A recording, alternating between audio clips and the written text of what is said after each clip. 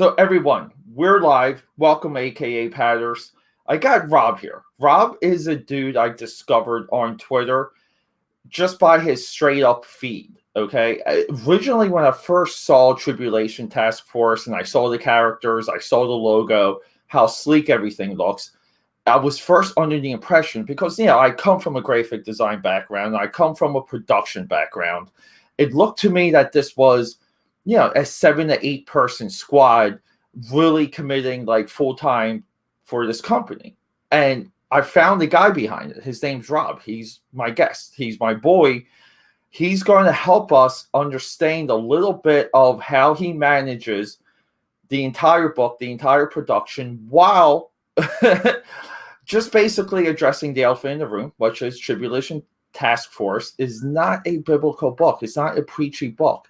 This is a straight up superhero adventure. It's an epic. It's a saga, and it has real characters, real drama.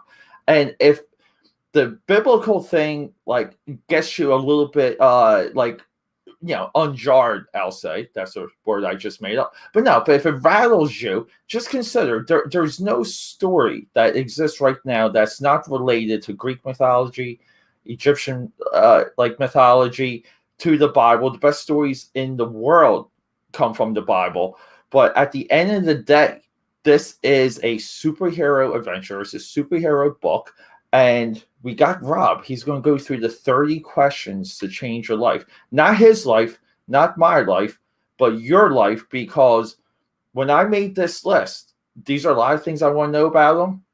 I'm hoping he gives us some insight. And 30 minutes, right? We're going to get him out here in 30 minutes because he's on the East Coast, I'm on the West Coast, and we kind of have the Zack Snyder cut, right? That's coming on HBO Max tonight. So everyone, here he is, Big Rob, the mastermind of it all. Hey, thanks for having me. Except you got the name wrong. It's Bill. Oh, it's Bill. I'm sorry. You know what? Oh, my God. On all my notes, I had Rob. I'm so sorry. No problem. Well, you know what? I'll say congratulations to your parents because you look way more like a Bill than you do a Rob anyway. So I guess... But yeah, so look, I just want to get into these questions and maybe we can chat a little bit when we're done. Because I tried to research, I tried to do some background digging on you. Not a lot of you is on social media. So some of these questions are softballs, some of them are hardballs, but we'll start with the first one, which is energy drink or coffee? Both. Oh, okay. Or an energy drink coffee, right? Yeah, they have Coke now with coffee. Yeah, so you get the best of both worlds. Yeah, okay, we'll do it. Okay. Number 2. What's your favorite snack? Oh, my favorite snack. Chocolate cake. Nice. That's a good one. I like that. Or chocolate. Yeah, or chocolate. Yeah.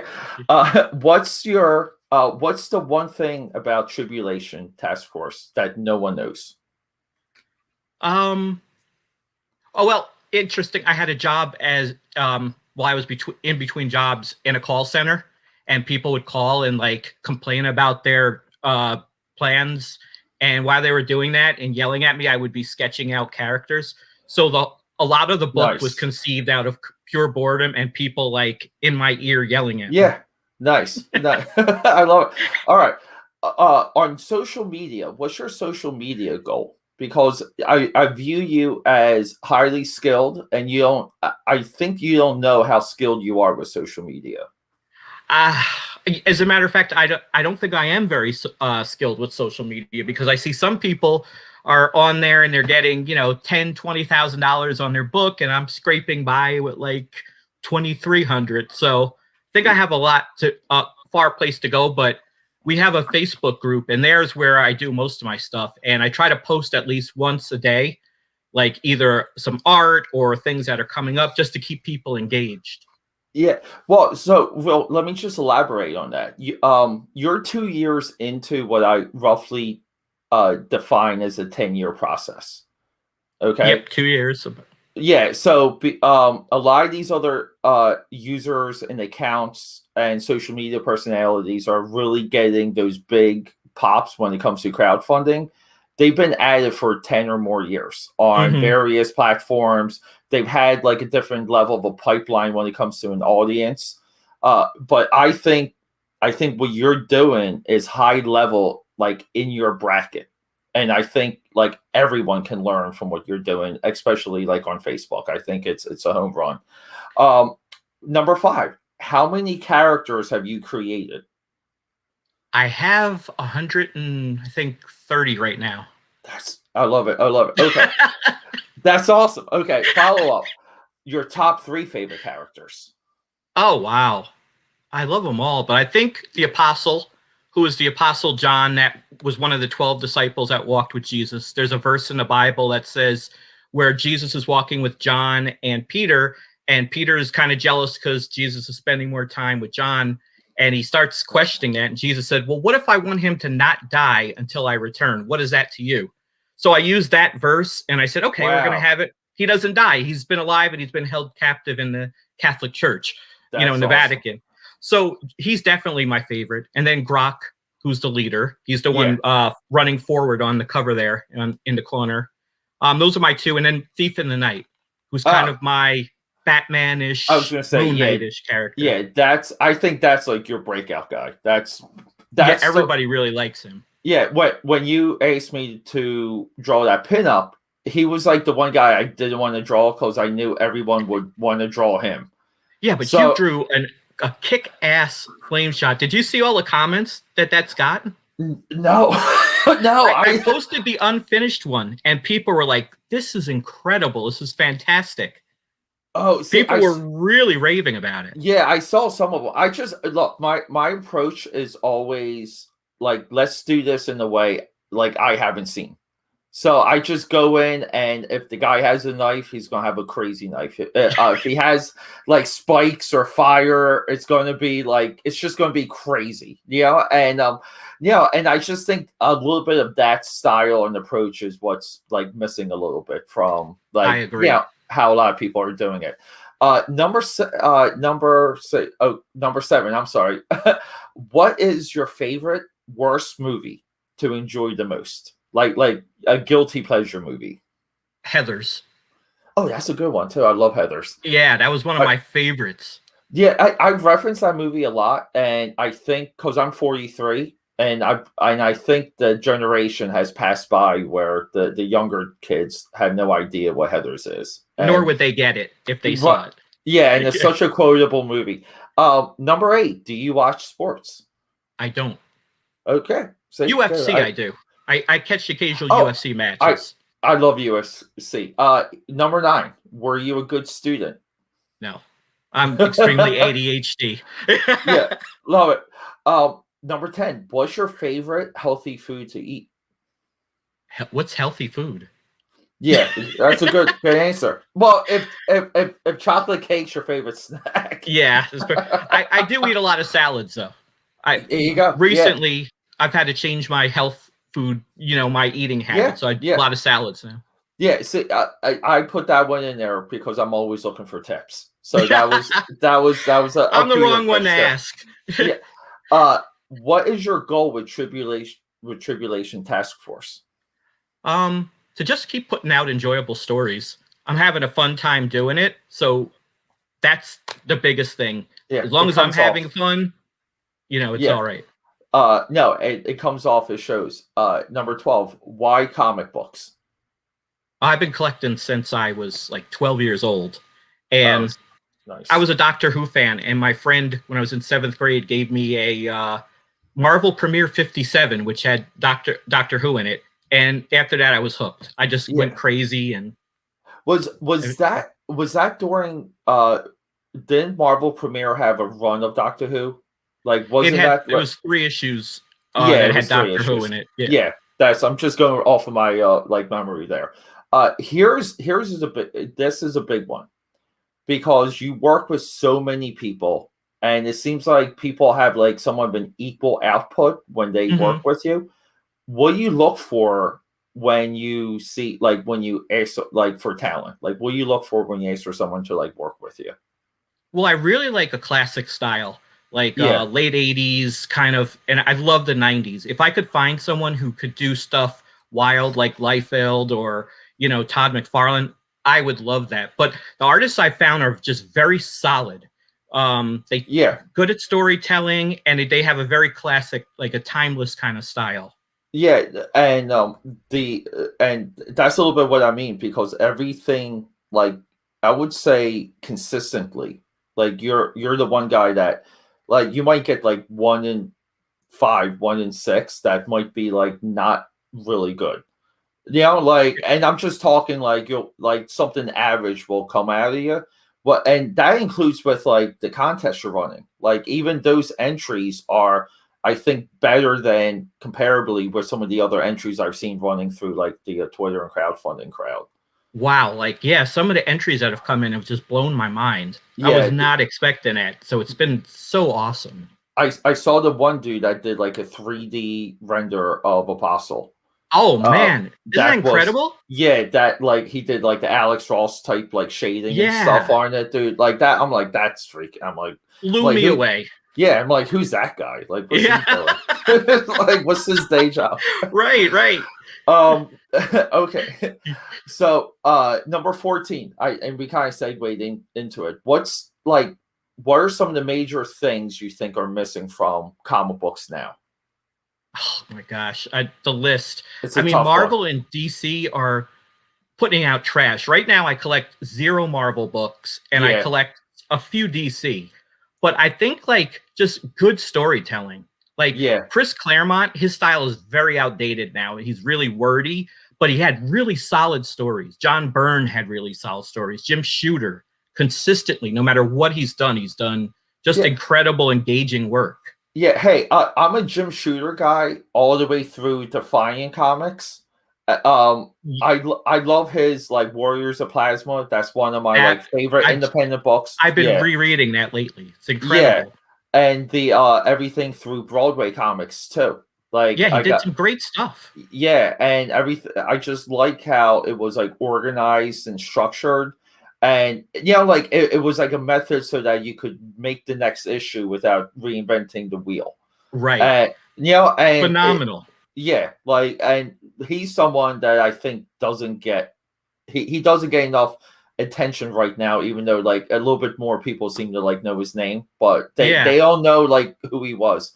Okay, so we're at number 15. Are you making comics to prove something? No, I'm making comics because it makes me happy. There you go. Name a better actor than Jean-Claude Van Damme.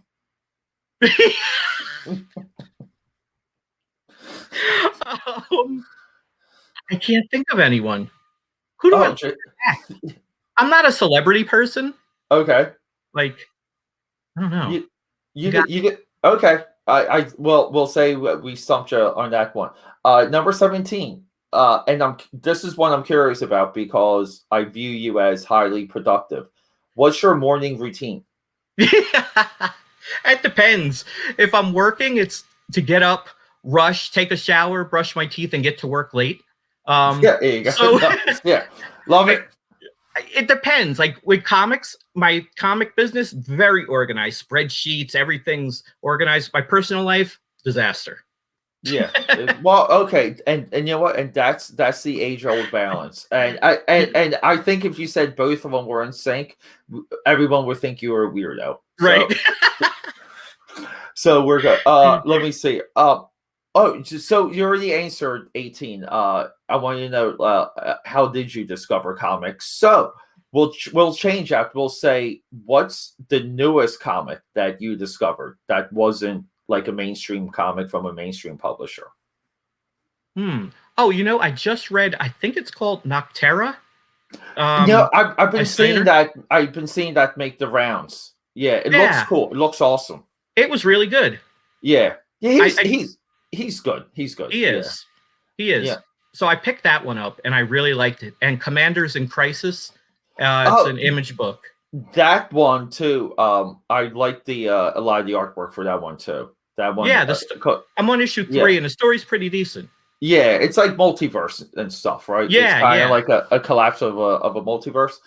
What is your crowdfunding advice for anyone? Don't follow what I'm doing. Don't follow. Okay. Hey, that works. That's honest. No, everyone has a stream. Everyone keeps telling me start a stream, go on these shows and listen to other people's. I just don't have the time to do that. Yeah, but, look, I ran into that issue with my crowdfunding because I wasn't promoting it, but I was kind of in like almost like a production stream of all these other things that I do. And I couldn't wedge in like more attention like into the book, even though like the book was like mostly done. And it's really hard because when I'm doing crowdfunding and promotion and stuff, I don't have the mind to like write stories and do stuff. It's like you have to be in one area or the other. Like it's because it's consuming. Yeah, I do a lot of like practice and study of like I do like cognizant function, the way how like the brain works. That's a lot of my reading. That's a lot of the stuff back there because I'm always curious on like how can I separate what I'm doing, and how can I accelerate it once I kind of fall into like a flow state. Right. Because and that's like the back and forth because sometimes you think you're being creative and you're not. Sometimes you think you're being productive and like you're really not. Right. And I just want to tap into that as much as I can. Number 20. What is your favorite color? Blue. Blue. Okay, that's a good one. 21. What is the one physical activity you want to learn before like before you get too old? Meaning skiing, surfing, rollerblading. I've always wanted to do karate.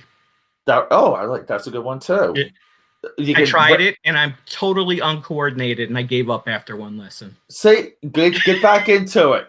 2021. I really want to. Yeah.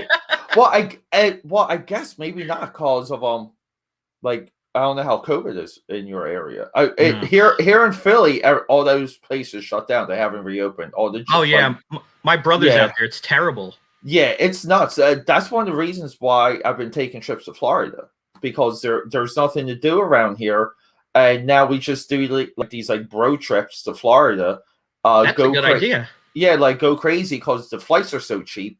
Right. And Florida's not really locked down, and we just I'm just about double vaccinated, so I'm gonna get my second shot like real soon, so I'll be like beyond. But I want to walk around like Logan's Run with like a glowing crystal, like on my chest, signaling that I'm safe.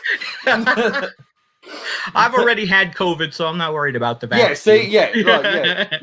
You're fine. Here we go. What's your favorite way to unwind? My favorite way to unwind. Lately I've just been vegging out to TV. Like I've watched so much TV, it's almost disgusting. You got to do the brain dump. Okay, these are two back-to-back questions because I couldn't decide which one to pick, so I had to put them all. Okay, do you believe in time travel? No, but I wish there was. Okay. I got a lot I'd fix. Yeah. Do you believe in aliens? I do. They're actually, it's very biblical. Yeah. Okay. See, we probably have opposite opinions for like different reasons then, because mine's biblical too. Mine's like we were here, God put us here. That's the reason. As of like, there's no other proof. There's no other nothing. We don't know it. I don't care what the statistics and the mathematicians say. Like, we're here, so like live like the absolute best life like you can because we're it. Like So. Yeah, but the way the Bible describes aliens is pretty much they're demons. It's a deception. That's a little bit of that. Okay, so yeah, we're kind of maybe a little congruent there. Here we go, and that kind of leads to what you just said. Can a positive message change the world? Absolutely. I agree. Okay, what's the one thing you think you should be doing more of every day? Exercising. Okay. I like. Okay, and I'm so happy. This next one, I'm so happy because I feel like you can answer this question. And I wasn't sure. Wrath of Khan or Empire Strikes Back. I seen Wrath of Khan in the movie theater when I was a Oh, kid, and I don't remember any of it. So I'm oh, gonna have to go with Star Wars. you have to go. Okay, your homework is to rewatch Wrath of Khan. I think that's a good idea. Yeah, because I'll say this: that movie connected with me so much more as I got older because the whole theme of that movie is aging and kind of like not letting go, like not letting Isn't it go. centered on Spock a lot? Yeah, that's mostly Star Trek 3 and 4. So Star Trek 2, 3, and 4 is like the secret trilogy within all the Star Trek movies. There's the third one is Search for Spock. The fourth one That's is what the I'm thinking Undiscovered of. Country. Yeah, Yeah. the Wrath of Khan is connects to a original series episode. Khan's a guy that they ship off and they're like goodbye, like go live your life because you're too dangerous. And then like everything dies around him, and then Kirk runs into him again, and Khan is just like everyone's gotta die type situation. Okay, So that's going to be on my list because I've yeah, exhausted all TV at this yeah. point. And that also has one of my favorite music scores. James Horner did the music for that. Oh no, Jerry Goldsmith. Jerry Goldsmith. I'm going to get back. I'm going to get back to you on that. Yeah, yeah. Well, uh, uh, your dream collaboration. Ooh, okay. My dream collaboration would be have Jim Lee draw something. Yeah, yeah. It would be Liefeld, but he's such a jerk now. I don't really want. Yeah. See, I really thought you were going to say Alex Ross for some reason. No, I'm not a big Alex Ross fan. You're not an Alex Ross guy because everything you have is so classical, I would say. I like him, but I think he's overrated. The one like arc of his that I absolutely love is there was a Dynamic Forces hardback book that and it's just his covers of like the Shadow, all those like Kirby books that Dynamic Forces, and it's such a joy to flip through because there's no context, there's like no comics, right? It's just like this, like, and you really see like how he can center into like a theme. And I think like I don't know if he's going to do another run of work as good as that, but everyone goes to DC and Marvel for him. But his Dynamic Forces stuff is just like the Green Hornet. It goes on and on. It's so like I can't say he's not a good artist. He's an incredible artist, but I think he's just kind of just does the same. Like, there's he's just kind of well, that's Alex Ross. Well, speaking of Rob Liefeld, I know he made a comment where he was busting Alex Ross's like balls, where he said, like, can you, like, you don't do any action. Like there's never anyone punching anyone or like kicking this is anyone. True. Yeah, they're always like sideways or just standing there. Yeah. And like when he said that, I was like, he just took down Alex Ross. Like that's But Alex Ross did a really cool X-Force. Did you see his X-Force? Yeah, he got the proportions of Liefeld in that. Like it was really weird, but the angle too, it's like it would be hard to sell the proportions with the angle for that. Yeah, he always does weird, skewed kind of angles. Yeah, I just think he hides like a lot of times with those angles. He'll hide what he doesn't want to like paint or like portray. Yeah, it's kind of smart. Yeah. Hey, that's the business. Okay, we got two more to go, and I think these are the two revealing ones. If an offer came in, let's say Amazon, Jeff Bezos, Netflix came in and they say we're going to buy everything. We're going to buy Tribulation Task Force. We're going to buy all 130 of your characters, but it's ours. We got control. We might keep you around as a consultant, but we're going to have to do with it as we please. What would you say? And let's consider, like, it's a good offer. Depends how much money they're offering. Yeah. Well, they're offering a good amount of money. I might say, see you, take them. I'll create some new ones. Yeah, just create new ones. Yeah. Hey, that's always a trait that people who have money is they often will go through bankruptcy. They'll lose money more than one time. And they're never really worried because they're so confident they can make it back. Like, it or depends, though. I yeah. say idealistically, no. I'd want creative control. These are my creations. But if you throw enough money in front of me, I'll take it. Yeah, he'll take You it. can have them. And here we go. Final question. And this kind of kicks back to an earlier question. What's the biggest thing people don't know about you as a creator?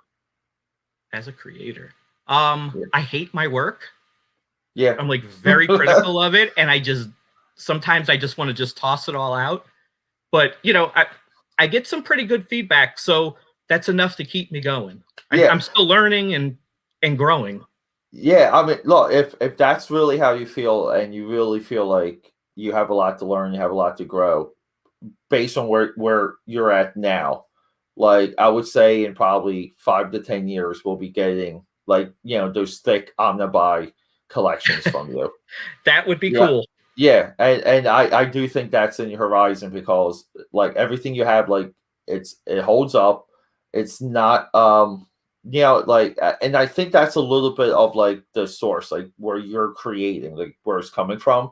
It is coming from a little bit of like a little bit of a timeless position, and it's not because even looking at your character designs and the covers, it's not like you can pinpoint where it's coming from. Like, does it take place modern day? Does it take place in yesterday?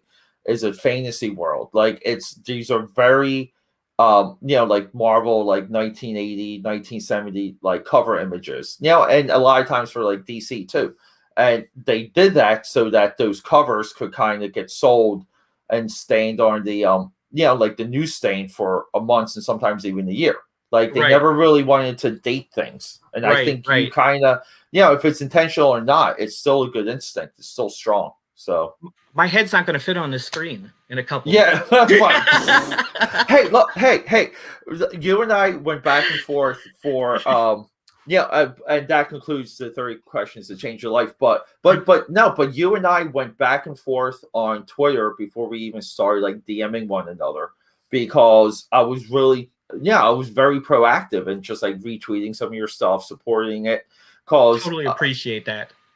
Thank you, because I know like the amount of effort like that goes into it. I've been up and down like the indie mill way before like social media became a thing. Like I go back to the that you have to go to a comic book convention to try and sell your work and do stuff. And it's just kind of like I've been through a lot of people that said they could do things, that they said they had it. They can show you samples, but they could never complete a book. I literally even here I probably have about 150 pages of comics that people commissioned me to do when I was younger, like in my early 20s, that never rolled over. And like I kind of hold on to them just because, and that's one of the reasons you can't see it here, but I have like the unreleased Fantastic Four and Captain America movie posters above my drawing table. And both of them are like original one sheets, like original theatrical one sheets and stuff. And like that's a reminder to like finish the job, like do the job, like get it work. Because in my early 20s, like guys that just were way over their head, like they didn't know what they were doing. They kind of like beat me up a little bit. So like sucks. Yeah, that got me into design. It got me into great. Like it changed my course, I think, for the better, because I was able to kind of get a level of skill set in this world that was creative, that didn't, didn't involve like publishing comics. Look, like, and that's one of the reasons why I call myself the eclectic one, because kind of skill sets are so diverse now. I can move into like a lot of different fields. I'm not really pressured, but it's because like those guys earlier were maniacs. And I always say, I always say, like, oh, if I met someone like Bill when I was younger, like I probably would have had like a different course. I would have had like a different trajectory. And that's why when I see guys like you, I'm just like, wow, like they're doing it. I think it's amazing. I think the amount of people that you work with, and I would really think you were like a office. I would think you were a 5, 6, 7, 8 person company. I've just been blessed to just find some really talented people who enjoy making comics, and they've just spit out pages like crazy, and they put out some great stuff. So I mean, everything's just pretty much fallen into place for me. Yeah. Well, here's the funny thing, and this is a little bit of like anecdotal. When you see that happen, it means that what you're getting to draw is that good. Meaning, like you want to draw it, you want to slave over the page, you want to do the work, and I think that's a little bit of your own secret sauce. It's like you're giving people good things to do. Yeah. One of my artists told me today, I'm sorry, I'm trying to improve so I can, make you look good, so you're on the level of Marvel and DC. And I'm like, dude, like you've surpassed that already. I don't know what you think you need to improve. Yeah, but well, there's a weird like jock one-upsmanship when it comes to illustrating and drawing comics. Like you almost feel like you have to hold the torch or hold the flame, even though if there's no one else doing it. And I'm looking at this guy's art, and it's like phenomenal. And I'm like, what are you talking about? The one that blew me away on your Facebook, you just posted it was like an upshot of the team, and they were like kind of like on the stone floor, but it was like a pencil page. Yes, that's Alan Goldman. He did a lot of work for DC. He did the Countdown series for DC. Yeah. So he did a bunch of those issues. But it's phenomenal. That was just, and I'm like, geez, I'm like this. Yeah, like it's just, look, you got there's something there, and I would say like be patient, because eventually your campaigns are going to pop into they're going to start popping. It's just kind of I'm trying. Like, what I decided to do? I'm going to actually transition the book. The title is going to change to The Remnant. So it doesn't have the cross on the cover and all of that. Yeah, like we were kind of like talking about that. I think that's like, I kind of don't want to say any title would be different or create like a different brand message, but I would say the tribulation stuff works. I would just like add the T and take out the cross. That's what we were thinking that too. Yeah. Because people, the first thing they see, and they're like, oh, that's Christian. And I'm like, I'm talking to people. I'm like, but you would collect Preacher, which is a Christian theme. The Second Coming, which totally makes fun of Jesus. But they collect that, and that's like critically acclaimed. I'm like, so it's okay to have religion or Christianity if you're mocking it. But saying I'm not mocking it, it's not okay. Yeah, and the funny thing, too, is I would even take it a step further, which is if you read Lord of the Rings, if you read Dune, like, those are religions in those books, and what are they derived from? Like, what's Chronicles of Narnia derived from? Right. Like, exactly. That's the authors. They were Christian authors, Yeah. So like, that's okay. It's okay if they're in space and we just change the names of things. Or if you totally eviscerate Christianity and mock it, it's critically acclaimed. It's, forward thinking. Well, look, here's the funny thing, and I think we even saw it with Preacher. The Preacher comic really doesn't hold up right now. Like, I just had this discussion with a friend of mine that's a comic book freak. Like, he reads everything. He's not really religious or whatever. But him and I were just talking. I'm like, and then like, Preacher doesn't hold up. The TV show was a complete joke. Like, I've never seen it. Yeah, it's like he says it was horrible, and he watches everything. He's just like this content like absorption machine. But I would say even like in the long run, things that mock not just Christian, like any religion, that come in hard at it, that take that high horsiness, it never stands the test of time outside when it came out. Like, it really it creates a buzz, and people are like, ooh, and you're right, it kind of fizzles. Yeah, and that's kind of that's one of the ways that the universe will balance it out. Like, that's it. And I get when people think it's a Christian comic, because on the whole, Christian comics suck. Like, they're usually not good. So I get that. And part of the challenge with this was I wanted to put out a book that has a Christian theme and could stand up to a Marvel and DC book art-wise. And you could say, okay, this isn't bad. Yeah, I think you 100% can. Like, at this point, there's been such a collapse in both companies' house styles. Image no longer has the high ground, so to speak, with what's like new, like art-wise. And Right. like Dark Horse doesn't have anything when it comes to keeping the good veterans consistent, right? Yeah. Do Like they it still put really, out books? I don't have no, I can't even tell you. Like Hellboy, like 85th miniseries, maybe. Like Right. I don't Right. know. Yeah, and like, and we're this is like the zone we're in. We're actually in like it's a pocket of creation, and these things that are going to like maintain an audience and find an audience are just there. Like even though crowdfunding's been around for a while, the level that it's at right now is completely uncharted, and I really don't think enough people are approaching it that way. I think people are just It's, approaching, yeah, like it seems like, you know what? It seems like if CG, just talking CG kind of crowdfunding stuff alone, yeah, there was this big boom and people were making tons and tons of money. And half of them didn't deliver, or they yeah, delivered like subpar stuff. And I'm like, it's killed some of the momentum. yeah. I think it has, but I think that's a little bit too of like the process. I think when I think those people who had something that busted, like there's almost like no level for them to return. Like they're Yeah. not coming back. They're out. Uh, Perspective wise, it was a cheap way to weed these people out. But It was an like expensive way to weed them out.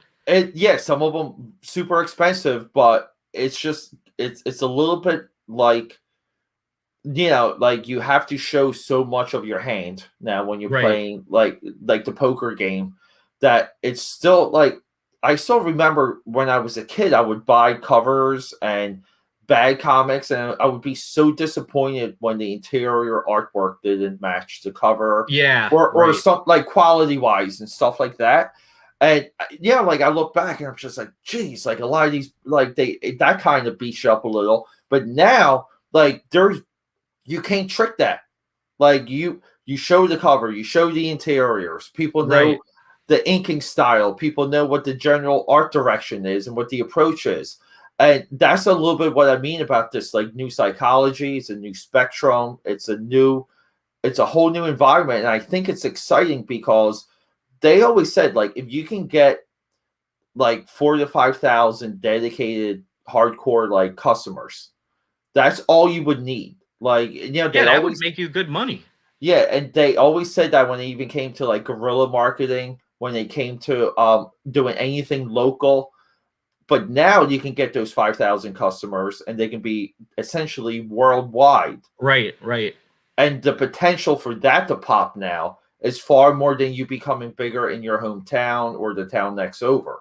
That's Like true. yeah, it's just it's so interesting and but really like doing stuff like this with you a lot of it was just dude I just wanted to talk to you. I just wanted to pick your brain a little.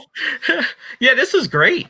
Yeah, I want to do it again because maybe we'll just do like a general update and hangout session and things Sure. like that. Yeah, Anytime. so we'll be ready to go East Coast to the West Coast. It's late for me, early for you. You're nice just beginning. We'll Yeah. we'll call it, and until next time, thanks a million, All buddy. right. Thanks a lot. God bless you. Yeah.